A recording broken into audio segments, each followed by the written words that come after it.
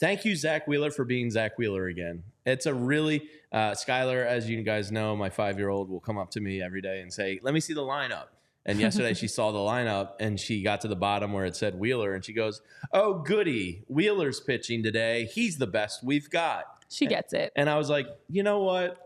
Thank you for being positive, Skylar. The Phillies have stunk. And yes, you're right. Zack Wheeler's on the mound and he was spectacular yesterday. 96 pitches on the day.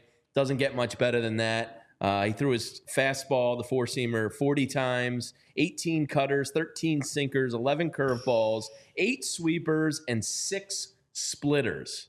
That is nasty work.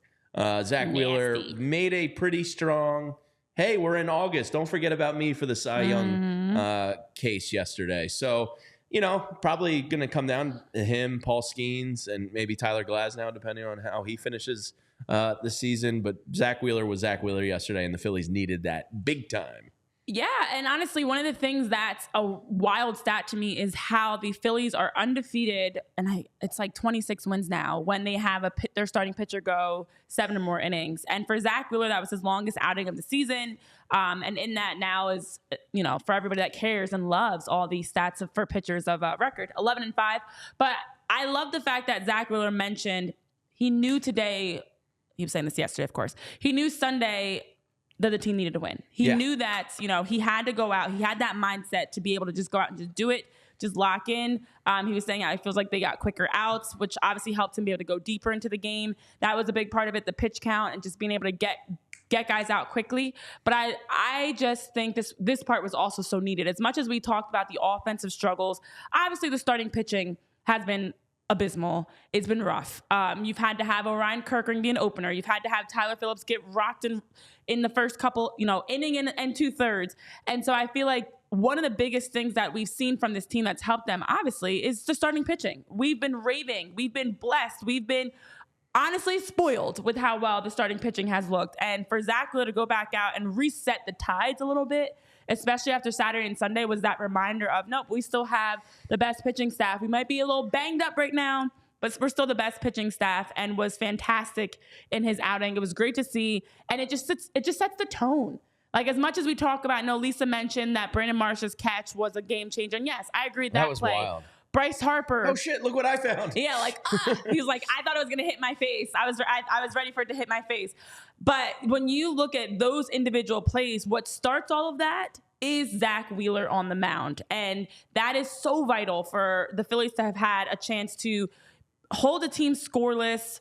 Have a good lead, and then eventually, of course, give him the run support once they added on to that 1-0 lead. 9 Ks on the day, only one walk, through 71% strikes. Got 14 whiffs on the day. Tyler, what were your takeaways from Zack Wheeler yesterday, aside from being nasty? Yeah, I mean, give me 1 second. A sneeze, right? It was a sneeze. It was sneeze, cough. As Perfect soon as timing. it was a weird timing. Aside from being, dominant like you mentioned, he was exactly what you need and expect from your veteran ace. Like, this has been a skid like we've not seen this year. As Renee, as you mentioned, your bullpen's been taxed between Tyler Phillips only getting 5 outs on Friday night to Orion Kirkering being the opener, and it kind of pushes everybody up, an inning, and Jeff Hoffman ends up having to pitch the 6th, and Colby Allard gives you what he can Rob give Thompson you. was not messing around Saturday night. No, he was going for the hole to win. Yeah. And so I know we could talk about that, but like the overarching theme was over the last week even. You can go back a little bit further, like against the Yankees, the bullpen got taxed. This team really needed length and success from Zack Wheeler, and he gave them both. 8 shutout innings, and the guys on the postgame show were talking about it. Ben Davis and Michael Barkhound were talking about it afterwards, and they're 100% correct. If this were a playoff game, if this were September, even if this were maybe the Braves or the Mets, Zack Wheeler's going back out for the 9th. And he's going for a complete game He's only shutout. at 96. Or even if it's 2-0, he's going back out for the 9th. When they blow the lead up to 6-0, then you can kind of take your chances. You go to a Jose Ruiz, who is your low leverage reliever, because this kind of becomes a low leverage situation. But Zack Wheeler gave you everything that you needed when you needed it most, because this team was on a skid of proportions we've not seen yet this year. Yeah. And like you guys talked about, they were finding ways to lose. Nothing was going right.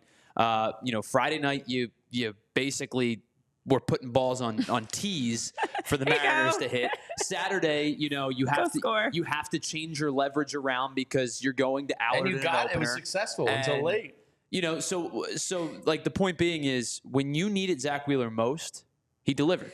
Well, how you feeling about Aaron Nola? Because we need him tonight. I know, and I think the biggest key is when you look at this slump, and we've all asked, what's it going to take for the Phillies to get out of the slump? But also, most importantly, when will they be able to get out of the slump?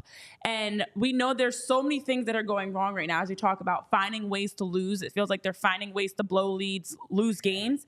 You need to get back to something you can control. And having Zack Wheeler be able to go deep into the game, go 8 innings, walk off the mound with a 0 that you've given up, most importantly, the most important stat, that is a controllable. That is one small thing that has that ripple effect to help your bullpen, to help your offense feel comfortable that you can play with the lead, and also to help for your team to just feel good. As much as we talk about Bryce Harper being the guy that offensively gets things going, Zack Wheeler is that guy in terms of pitching. He sets the tone. He's your ace. He comes out. He takes care of business. Now you go into today, Monday, going against the Dodgers in the series opener, and it gives hopefully Aaron Nola that ability to want to continue that. Okay, I saw my teammate Zack get it done on Sunday. It's my turn to go out and start the series off, continue that same pitching prowess, and continue that hot start into Monday's game.